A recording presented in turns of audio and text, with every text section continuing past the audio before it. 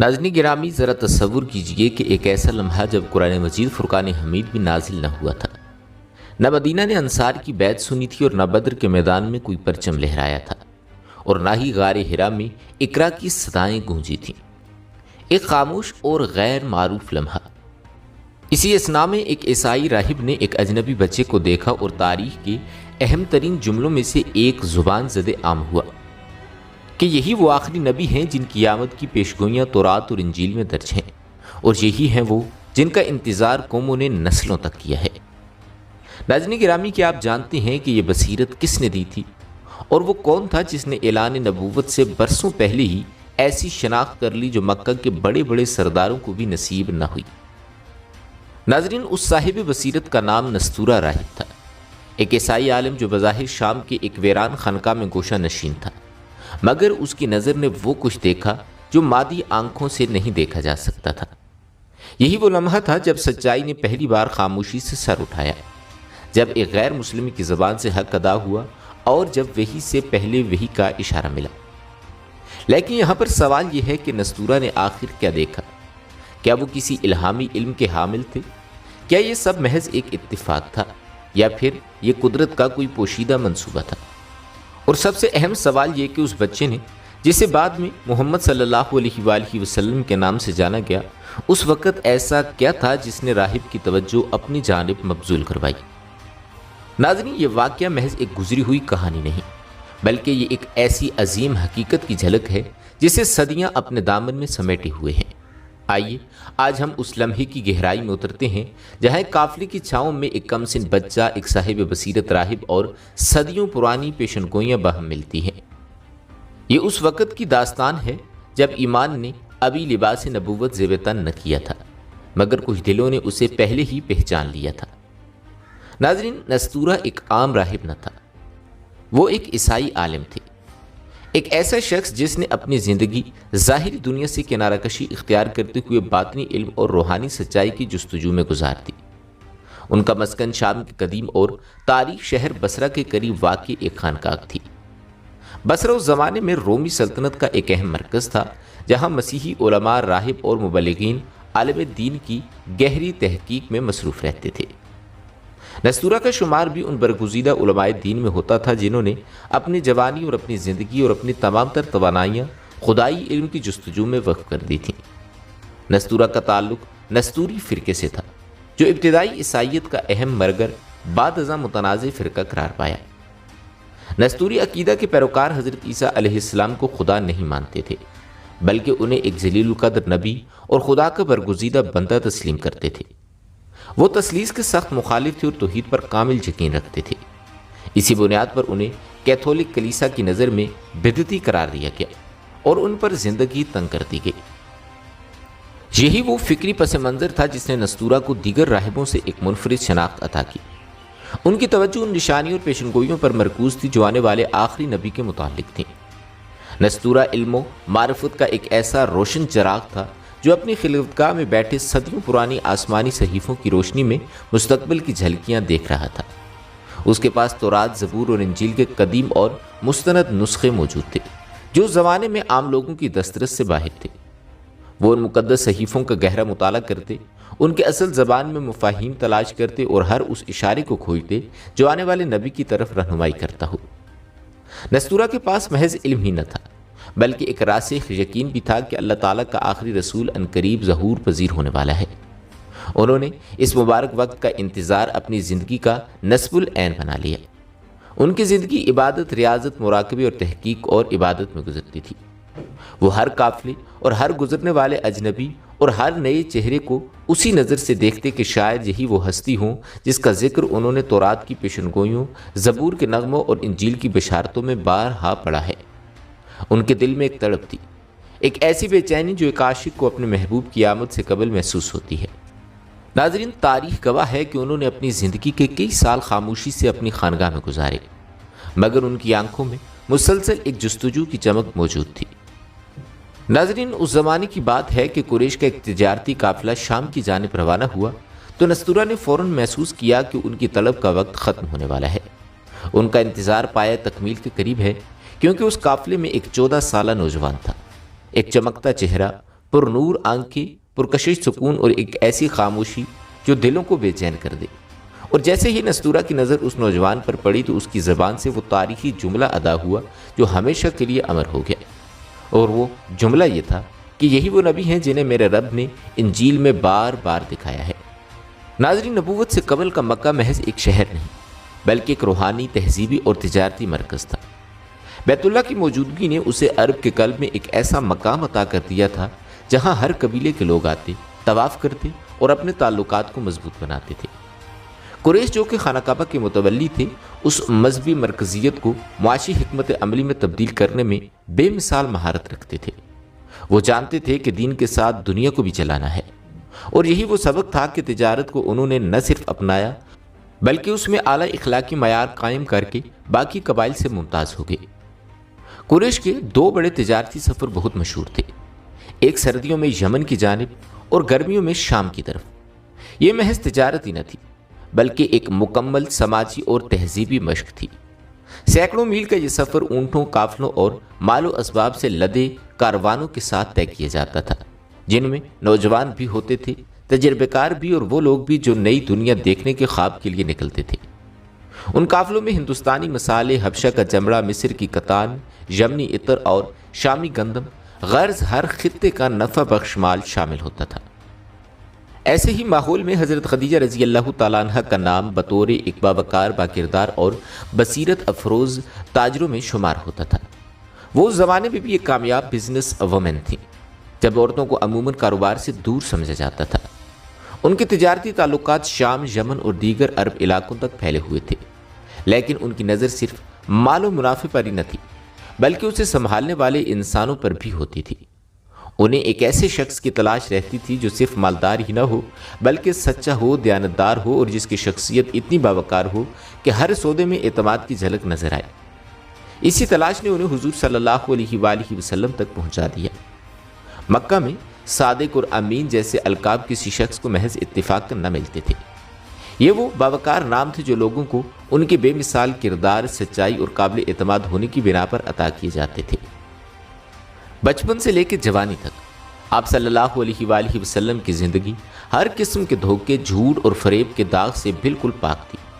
لوگ اپنے قیمتی مال، زیورات، امانتیں اور یہاں تک کہ پیچیدہ تنازعات کے حل کے لیے بھی آپ صلی اللہ علیہ وآلہ وسلم پر بے دھڑک اعتماد کرتے۔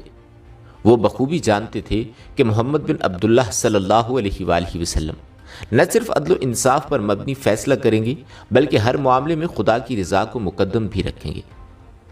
جب حضرت خدیجہ رضی اللہ تعالیٰ عنہ نے آپ صلی اللہ علیہ وآلہ وسلم کی پاکیزہ شہرت اور اعلیٰ کردار کا مشاہدہ کیا تو انہوں نے اپنے قیمتی تجارتی قافلے کی باغ دھوڑ آپ صلی اللہ علیہ وآلہ وسلم کے سپرد کر دی۔ ان کے ساتھ حضرت خدیجہ رضی اللہ تعالیٰ عنہ کے بااعتماد غلام میسرہ کو بھی روانہ کیا گیا تاکہ وہ سفر کی نگرانی کرے اور مکمل صورتحال سے انہیں واپس آ کر آگاہ کریں۔ ناظرین، یہ محض ایک معمولی تجارتی قافلہ نہ تھا بلکہ یہ ایک عظیم الشان روحانی واقعے کا پیش خیمہ ثابت ہونے والا تھا۔ ایک ایسا لمحہ جو بعد ازاں تاریخ کے سنہری اوراق میں رقم ہوا اور جس نے ایک عیسائی راہب کو اس حقیقت کا اعلان کرنے پر مجبور کر دیا کہ یہی وہ آخری نبی ہیں جن کا ذکر ہم اپنی مقدس کتابوں میں پڑھتے آئے ہیں۔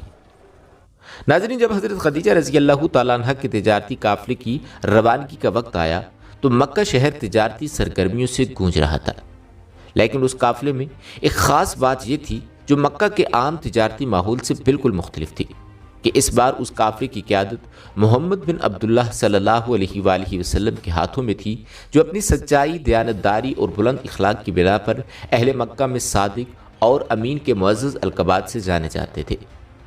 حضرت خدیجہ رضی اللہ تعالیٰ عنہ کا آپ صلی اللہ علیہ وآلہ وسلم کو اپنا نمائندہ مقرر کرنا صرف تجارتی اعتماد کا اظہار نہ تھا بلکہ در حقیقت یہ تاریخ کی ایک عظیم باب کا آغاز بھی تھا۔ قافلے کے ساتھ میسرہ نامی ایک غلام بھی تھا جو حضرت خدیجہ رضی اللہ تعالیٰ عنہ کے انتہائی قابل اعتماد کارکنوں میں شمار ہوتا تھا۔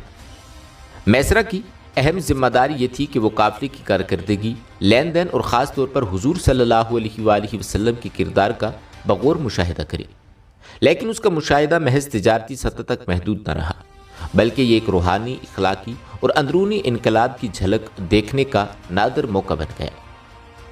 جوں قافلہ مکہ سے دور ہوتا گیا، راستے کی دشواریاں، موسم کی شدت اور سفر کی طویل صحبتیں بڑھتی گئیں، لیکن حضور صلی اللہ علیہ وآلہ وسلم کی بابرکت موجودگی ہر لمحے قافلے کے لیے باعث سکون و اطمینان بنی رہی۔ آپ صلی اللہ علیہ وآلہ وسلم نہ صرف اپنے فرائض کو احسن طریقے سے انجام دیتے بلکہ اپنے ساتھیوں کے لیے ایک مضبوط سہارا بھی ثابت ہوتے۔ اگر کوئی بیمار ہو جاتا تو آپ صلی اللہ علیہ وآلہ وسلم اس کی دلجوئی اور تیمارداری فرماتے۔ اگر کوئی پیچھے رہ جاتا تو آپ صلی اللہ علیہ وآلہ وسلم اس کا انتظار کرتے۔ میسرہ نے بارہا یہ ایمان افروز مناظر دیکھے کہ جب ساتھی سفر کی صحبتوں سے تھک جاتے تو حضور صلی اللہ علیہ وآلہ وسلم انہیں تسلی دیتے، خود ان کا بوجھ اٹھا لیتے اور ہر قدم پر احسان جتانے کے بجائے عاجزی و انکساری کا مظاہرہ فرماتے۔ میسرہ نے ایک اور غیر معمولی بات کا بھی مشاہدہ کیا۔ وہ بیان کرتے ہیں کہ بعض اوقات جب دھوپ اپنی پوری آب و تاب پر ہوتی تو ایسا محسوس ہوتا جیسے کوئی سایہ دار بادل یا نورانی فرشتے آپ صلی اللہ علیہ وآلہ وسلم پر سایہ کیے ہوئے ہیں۔ یہ کوئی عام نظارہ نہ تھا۔ ایک عام غلام کے مشاہدے نے مستقبل کی نبوت کی واضح جھلک محسوس کی اور اس عظیم شخصیت کی عظمت اس کے دل پر نقش ہوتی چلی گئی۔ قافلے کے راستے میں کئی علاقے، قبائل اور چھوٹے بڑے بازار آئے۔ حضور صلی اللہ علیہ وآلہ وسلم کی سچائی، لین دین میں دیانتداری اور گفتار کی نرمی نے وہاں کے لوگوں کو بھی گہرے طور پر متاثر کیا۔ بعض نے تو حیرت سے پوچھا کہ یہ جوان کون ہے جو خرید و فروخت میں کبھی جھگڑا نہیں کرتا، تول میں ذرا برابر کمی نہیں کرتا اور ایسی شیریں گفتگو کرتا ہے جیسے اس کے الفاظ سیدھے دل میں اتر جاتے ہوں۔ ناظرین، یہ سفر محض ایک تجارتی سرگرمی نہ تھی بلکہ یہ ایک ایسے بے مثال کردار کی تابناک روشنی تھی جو جہالت کے اندھیروں میں سفر کر رہی تھی اور اس کی ضیاء روز بروز بڑھتی جا رہی تھی۔ بالآخر یہ قافلہ بصرہ کے نزدیک ایک ایسے مقام پر پہنچا جہاں سالوں سے ایک عیسائی راہب نستورہ انجیل کی قدیم پیشگوئیوں کو سینے سے لگائے اس مبارک دن کا منتظر تھا کہ جب وہ اپنی آنکھوں سے اس نورانی چہرے کو دیکھے گا جس کا ذکر وہ اپنی پوری عمر آسمانی کتابوں میں پڑھتا آیا تھا۔ وہ مقدس لمحہ قریب آ چکا تھا جب کتابوں کی تحریریں حقیقت کا روپ دھارنے والی تھیں اور ایک راہب، ایک غلام اور ایک نبی سب اپنی اپنی جگہ تاریخ کا ایک لازوال حصہ بننے والے تھے۔ ناظرین، جب قریش کا تجارتی قافلہ شام کے تاریخی شہر بصرہ کے قریب پہنچا تو یہ محض ایک معمول کا پڑاؤ نہ تھا۔ بصرہ اس وقت سلطنت روم کا اہم تجارتی اور مذہبی مرکز تھا جہاں مختلف قوموں، مذاہب اور قافلوں کا ہر وقت میلہ لگا رہتا تھا۔ رومی فن تعمیر کی شاندار عمارتیں، عیسائیوں کے مقدس خانقاہیں اور صدیوں پرانی پرپیچ گلیاں بصرہ کے ماحول کو ایک روحانی اور علمی کشش سے سرشار کیے ہوئے تھیں، لیکن ان سب میں خانقاہ ایسی تھی جو دنیا کی رنگینیوں سے کٹی ہوئی تھی اور جس کا تنہا مکین برسوں سے کسی خاص مہمان کا منتظر تھا۔ یہی وہ خلوتگاہ تھی جہاں نستورہ راہب اپنی عبادت اور ریاضت میں محو رہتا تھا۔ اس کا دل آسمانی کتابوں میں پوشیدہ پیشگوئیوں سے معمور تھا۔ وہ ایک ایسے نبی کی آمد کا شدت سے منتظر تھا جس کی صفات وہ بار بار انجیل کے مقدس صحیفوں میں پڑھ چکا تھا۔ وہ بخوبی جانتا تھا کہ اس نبی کے ظہور کا وقت عرب کی سرزمین سے ہوگا اور ایک دن وہ ضرور یہاں سے گزرے گا۔ اسی یقین کے ساتھ نستورہ اکثر قافلوں کی آمد پر خانقاہ کی کھڑکی سے جھانکتا اور اجنبیوں کے چہروں میں اس نور کی تلاش کرتا جس کی تابش آسمانی صحیفوں نے بیان کی تھی۔ بالآخر وہ دن آن پہنچا جب قریشی قافلہ بصرہ میں داخل ہوا۔ نستورہ کی آنکھوں نے وہ منظر دیکھا جس نے گویا اس کے دل کی دھڑکن کو روک دیا ہو۔ ایک نوجوان، خاموش، متوازن اور بے حد پرجمال چہرہ۔ اس کے چہرے پر ایک ایسا نور جھلک رہا تھا جو عام انسانوں میں خال خال ہی نظر آتا ہے۔ نستورہ سکتے کے عالم میں رہ گیا۔ اس نے کھڑکی سے نظریں ہٹائیں، دھڑکتے دل کے ساتھ تیزی سے نیچے اترا۔ وہ قافلے کے قریب پہنچا مگر کسی سے کوئی بات نہ کی۔ اس نے اس قافلے کا بغور جائزہ لیا، ایک ایک چہرے کو دیکھا، لیکن اس کی تمام تر توجہ صرف ایک ذات پر مرکوز تھی اور وہ ذات تھی حضور صلی اللہ علیہ وآلہ وسلم کی ذات مبارکہ۔ یہ نستورہ کا پہلا سرسری مشاہدہ نہ تھا مگر یہ لمحہ اس کی زندگی کا ایک فیصلہ کن موڑ ثابت ہونے والا تھا۔ نستورہ نے قافلے کے افراد کو نہایت خوش اخلاقی سے خوش آمدید کہا اور انہیں اپنی خانقاہ میں قیام کرنے کی دعوت دی۔ یہ نستورہ کی برسوں کی روایات کے بالکل برعکس تھا۔ وہ عام طور پر قافلوں سے کنارہ کش رہتا تھا، لیکن اس بار کچھ اور ہوا تھا۔ قافلے کے لوگ نستورہ کی غیر معمولی مہمان نوازی پر حیران تھے کیونکہ وہ جانتے تھے کہ راہب قافلوں سے زیادہ میل جول نہیں رکھتا۔ مگر اس دن اس کی گرم جوشی، عاجزی اور خوش اخلاقی میں کچھ ایسی کشش تھی کہ سب نے بخوشی اس کی دعوت قبول کر لی۔ نستورہ کی نگاہ بار بار اس نوجوان پر جا ٹھہرتی جو سب سے الگ مگر ایک خاص وقار کے ساتھ کھڑا تھا۔ یہ محض ایک مہمان نوازی کا لمحہ نہ تھا، بلکہ یہ ایک صدیوں پرانی پیشگوئی کے ظہور کی ابتدائی اشارہ بھی تھا۔ نستورہ جان چکا تھا کہ وہ چہرہ جس کی تلاش میں اس نے اپنی پوری زندگی وقف کر دی تھی، آخر کار اس کی آنکھوں کے سامنے تھا۔ جب نستورہ نے قافلے کی آمد پر اپنے حیران کن مشاہدات کے بعد قافلے والوں کو خانقاہ میں مدعو کیا تو اس کے دل کی دھڑکنیں بے قابو ہو رہی تھیں۔ اس کی نظریں بار بار اس نوجوان پر مرکوز تھیں، ایک ایسا پرسکون اور پرنور چہرہ جس کے اندر ایک عظیم راز پوشیدہ تھا۔ نستورہ کو کامل یقین تھا کہ وہ تمام نشانیاں جو اس نے اپنی مقدس کتابوں میں پڑھی تھیں وہ اس شخص میں ضرور جلوگر ہوں گی۔ خانقاہ میں پہنچتے ہی نستورہ نے ایک سوال کیا کہ کیا سب آگے ہیں؟ یہ ایک سادہ سا سوال لگ رہا تھا، مگر اس میں اس کی شدید بے چینی اور گہری دلچسپی چھپی ہوئی تھی۔ نستورہ یہ جاننا چاہتا تھا کہ وہ مقدس ہستی جس کا وہ برسوں سے منتظر تھا اس قافلے میں موجود ہے یا نہیں۔ اس سوال کا مقصد اس کے بے قرار دل اور صدیوں پرانی پیشگوئیوں کی تصدیق کی جانب ایک اور اہم قدم تھا۔ جیسے ہی حضور صلی اللہ علیہ وآلہ وسلم خانقاہ کے دروازے میں داخل ہوئے تو نستورہ کی نظریں آپ پر پڑی رہ گئیں۔ آپ صلی اللہ علیہ وآلہ وسلم کا پرجلال چہرہ، آپ کی باوقار شخصیت اور آپ کا سراپا نستورہ کے لیے فوراً پہچان کی علامت بن گیا۔ نستورہ کی نظریں آپ صلی اللہ علیہ وآلہ وسلم کے چہرے پر جم گئیں۔ وہ جان چکا تھا کہ یہی وہ برگزیدہ ہستی ہیں جس کا ذکر مقدس کتابوں میں موجود ہے، اور یہی وہ نبی آخر الزماں ہیں جن کی آمد کا صدیوں سے انتظار کیا جا رہا ہے۔ نستورہ کی نگاہوں میں ایک گہرا سکون تھا، مگر اس کے اندر کی شدید جذباتی کیفیت اس کی آنکھوں سے عیاں تھی۔ اس نے فوراً اپنی آنکھوں کو جھپک کر دوبارہ غور سے مشاہدہ کیا اور آپ صلی اللہ علیہ وآلہ وسلم کے چہرے میں موجود ایک خاص علامت کو دیکھا، اور وہ تھی مہر نبوت۔ نستورہ نے جو نشانی اپنی کتابوں میں پڑھ رکھی تھی وہ آج حقیقی طور پر اس کے سامنے تھی۔ حضور صلی اللہ علیہ وآلہ وسلم کے مبارک کندھے کے نیچے ایک چھوٹا سا نمایاں نشان تھا، آپ کے نبی ہونے کی واضح اور رحمتی علامت مہر نبوت۔ یہ وہ مقدس نشان تھا جس کا ذکر ایک غیبی پیشگوئی میں کیا گیا تھا۔ نستورہ کی نظریں اسی مقام پر مرکوز ہو گئیں اور اس کی آنکھوں میں ایک خاص قسم کی نورانی چمک اتر آئی۔ چند لمحوں کے لیے نستورہ مکمل خاموش ہو گیا۔ اس کی آنکھوں میں ایک عجیب سی حیرت تھی اور دل میں ایک گہری خاموشی کا سمندر موجزن تھا۔ اس نے اپنی زندگی کی سب سے بڑی سچائی کو اپنی آنکھوں سے دیکھ لیا تھا۔ اس تاریخی ملاقات نے نہ صرف اس کی صدیوں پرانی پیشن گوئیوں کو سچ ثابت کیا بلکہ اس کے دل میں ایک نئی روحانی روشنی کو بھی بھر دیا۔ نستورہ کو وہ شخص مل گیا تھا جس کے بارے میں وہ اپنی ساری زندگی پڑھتا اور سوچتا چلا رہا تھا۔ اپنے گہرے جذبات پر قابو پاتے ہوئے نستورہ نے آرام سے کہا کہ تم ہی ہو وہ جس کا ہم برسوں سے انتظار کر رہے ہیں، وہ نبی آخر الزمان جس کا ذکر تمہاری کتابوں میں بھی ہے اور ہماری مقدس کتابوں میں بھی۔ حضور صلی اللہ علیہ وآلہ وسلم کی پرنور شخصیت، آپ کی سچائی کی تابانی اور مہر نبوت کی واضح نشان نے اس کے تمام شکوک و شبہات کو جڑ سے اکھاڑ پھینکا اور اسے کامل یقین کی لازوال دولت سے مالا مال کر دیا۔ ناظرین گرامی، جب نستورہ نے اپنی آنکھوں کے سامنے مہر نبوت کی واضح نشانی دیکھ لی تو اس کا دل ایک ناقابل تردید حقیقت کی گواہی بن گیا۔ اس کے ذہن میں اب کوئی شک باقی نہ رہا کہ یہی وہ برگزیدہ ہستی ہیں جن کا ہم انتظار کر رہے ہیں۔ نبی کریم صلی اللہ علیہ وآلہ وسلم کی مقدس شخصیت میں وہ تمام الہی علامات اور روحانی جلال دیکھ کر اس کا دل یقین کی طرف بھر آیا۔ اس کے بعد نستورہ نے میسرہ سے گفتگو شروع کی جو اس اہم سفر میں حضور صلی اللہ علیہ وآلہ وسلم کے ہمراہ تھا۔ اس نے میسرہ کو مخاطب کرتے ہوئے کہا کہ یہ بچہ یقیناً نبی بنے گا، وہی نبی جس کا ذکر ہم نے اپنی مقدس کتابوں میں پڑھا ہے۔ یہ الفاظ نستورہ کی صدیوں پرانی پیشن گوئیوں کی واضح اور حتمی تصدیق تھی۔ اس نے اپنی طویل زندگی میں پہلی بار کسی انسان سے وہ تمام بے مثال صفات دیکھی تھیں جو ایک سچے نبی میں ہونی چاہیے تھیں۔ نستورہ نے بتایا کہ نبی آخر الزماں کے ساتھ ہی ایک عظیم تحریک کا آغاز ہونے والا ہے اور یہ وہ نازک وقت ہوگا جب بہت سے خطرات سر اٹھا سکتے ہیں۔ نستورہ نے میسرہ کو خبردار کرتے ہوئے کہا کہ یہودی علماء جنہیں اس نئی نبوت کا علم ہو چکا ہے وہ اس کے سخت مخالف ہوں گے۔ وہ تمہارے نبی کی مخالفت میں ہر حد تک جائیں گے اور ان کے راستے میں رکاوٹیں کھڑی کرنے کی ہر ممکن کوشش کریں گے۔ تمہیں ان کے بارے میں انتہائی ہوشیار رہنا ہوگا کیونکہ ان کی طاقت اور اثر و رسوخ بہت زیادہ ہے۔ نستورہ کی یہ تنبیہ ایک عام پیشگوئی سے کہیں بڑھ کر ایک واضح انتباہ کی حیثیت رکھتی تھی۔